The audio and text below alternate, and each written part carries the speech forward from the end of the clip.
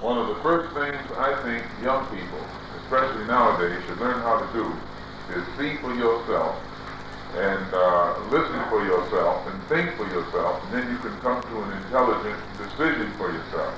But if you form the habit of going by what you hear others say about someone, or going by what others think about someone, instead of going and searching that thing out for yourself and seeing for yourself, you will be walking west when you think you're going east.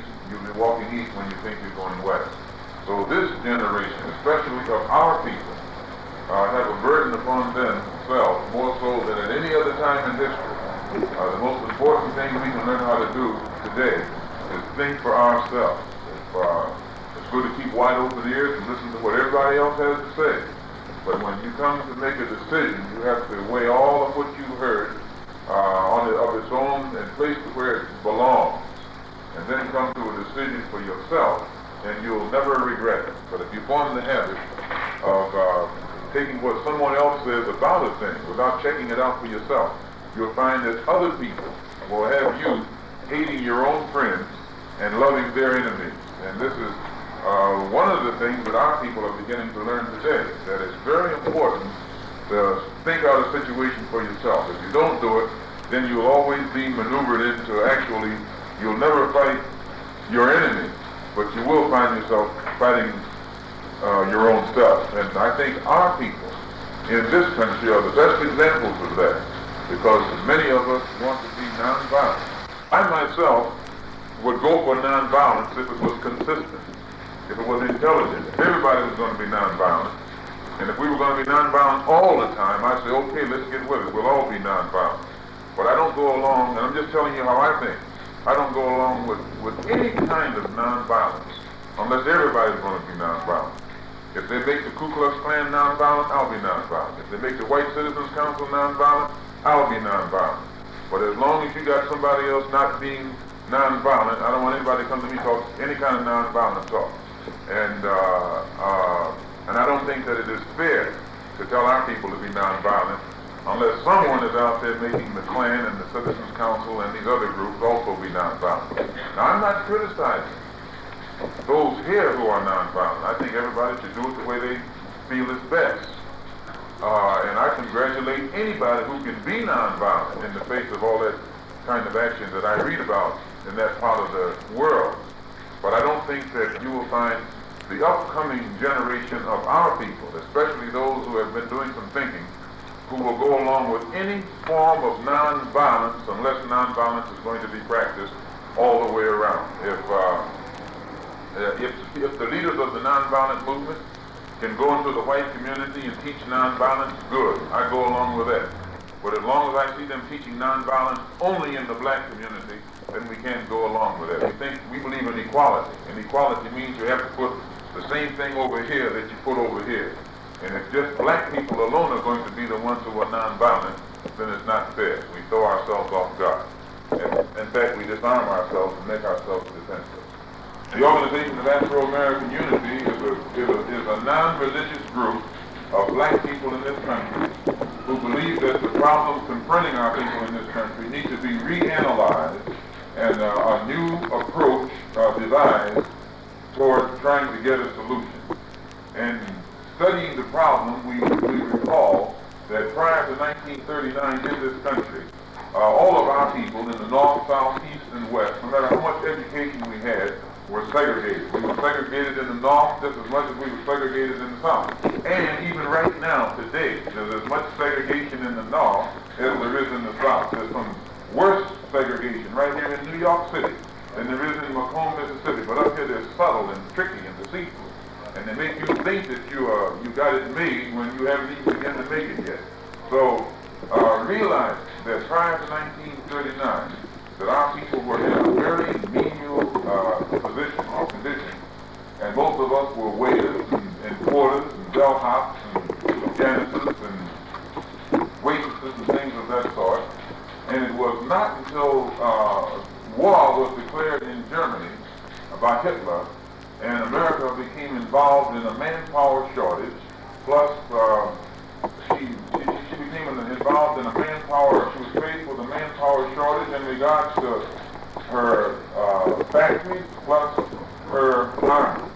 And it was only then that the black man in this country was permitted to make a few strides forward. It was never out of some kind of moral enlightenment or moral awareness on the part of Uncle Sam. Uncle Sam only let the black man take a step forward when he himself had his back to the wall. In Michigan, where I was growing up at that time, I recall that the best jobs in the city for blacks were waiters out at the country club. And in those days, if you had a job waiting table in the country club, you had it made. Or if you had a job at the State House. Having a job at the State House didn't mean that you were a clerk or something of that sort. You had the shoe shine stand in the State House. And just by being in there where you could be around all these big politicians, that made you a big shot Negro. You were shining shoes, but you were a big shot Negro because you were around big shot white people, and you could bend their ear and get up next to them. And you all times in those days were chosen to be the voice of the Negro community.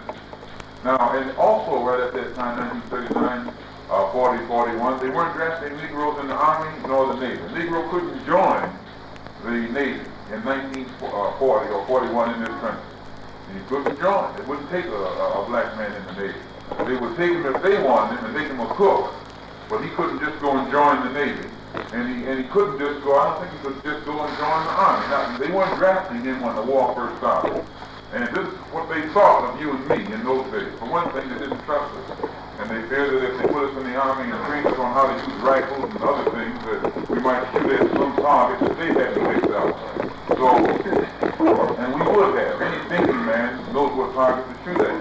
And if a man doesn't, he has to have someone else to choose his target, and he's not thinking for himself. They're doing the thinking for him. So, it was only when the country, when the Negro leaders, the same type of Negro leader, hatred-based Negro leaders in those days that we have today. When the Negro leaders saw all the white fellows being drafted and taken into the Army and dying on the battlefield, and those Negroes were dying, so they weren't being drafted. The Negro leaders come up and said, we got to die too. We want to be drafted too, and we demand that you take us in there and let us die for our country. This is what the Negro leaders did back in 1940. I remember A. Philip Randolph was one of the leading Negroes in those days who said it. He's one of the big six right now.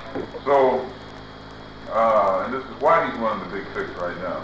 So, when they started drafting Negro soldiers then, and then they started letting Negroes get into the Navy. But not until Hitler and Tojo and the foreign powers were strong enough to bring pressure upon this country so that it had its back to the wall and it needed us.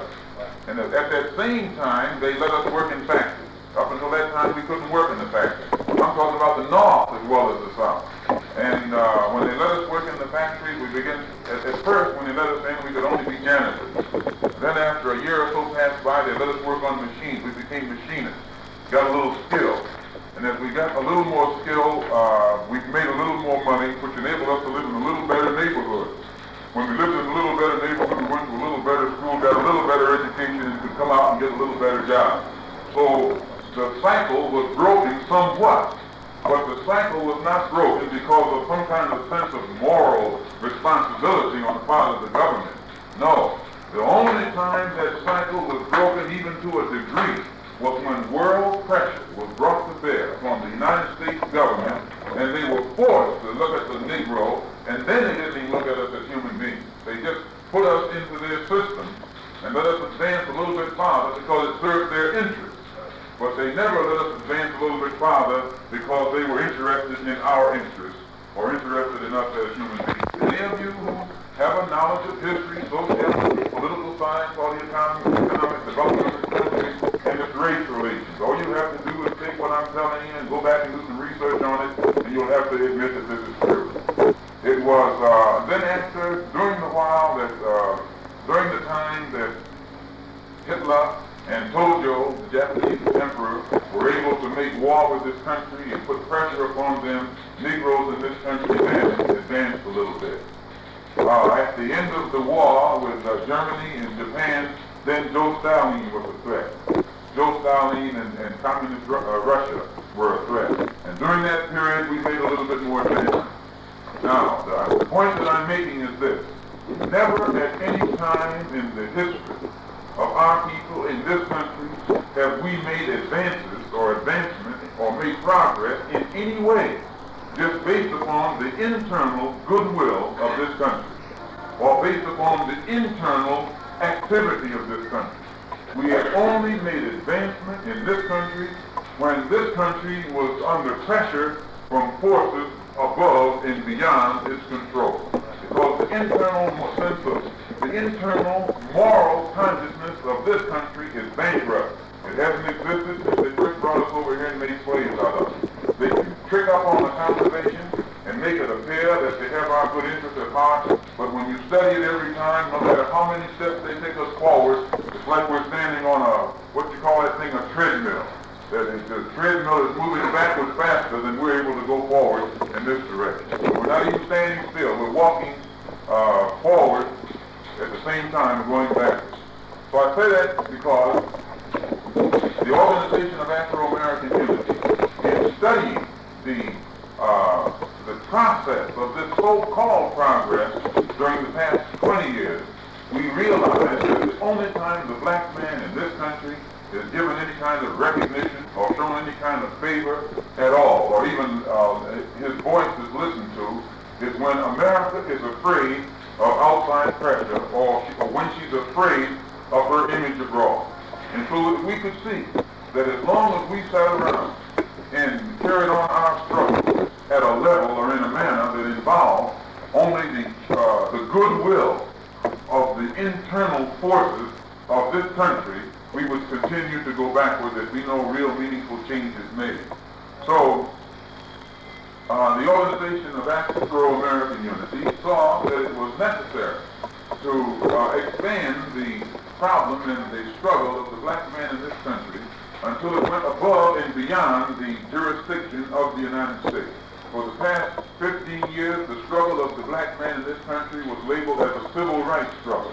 And as such, it remained completely within the jurisdiction of the United States. You and I could get no kind of benefit whatsoever other than that which would be forthcoming from Washington, D.C., which meant, in order for it to be forthcoming from Washington, D.C., all of the congressmen and the senators would have to agree to it. But the congressmen, the most powerful congressmen and the most powerful senators were from the South. They were from the South because they had seniority in Washington, D.C., and they had seniority because our people in the South, where they came from, couldn't vote. They just didn't have the right to vote. So once we saw that we were up against a hopeless battle internally, we saw the necessity of getting allies on the world at the world level, or from abroad, or from all over the world. And so immediately we realized that as long as the struggle was a civil rights struggle within under the jurisdiction of the United States, we would have no real allies or real support. We decided that the only way to make the problem rise to the level where we could get world support was to take it out of the civil rights label, or take it away from the civil rights label and put it in the human rights label.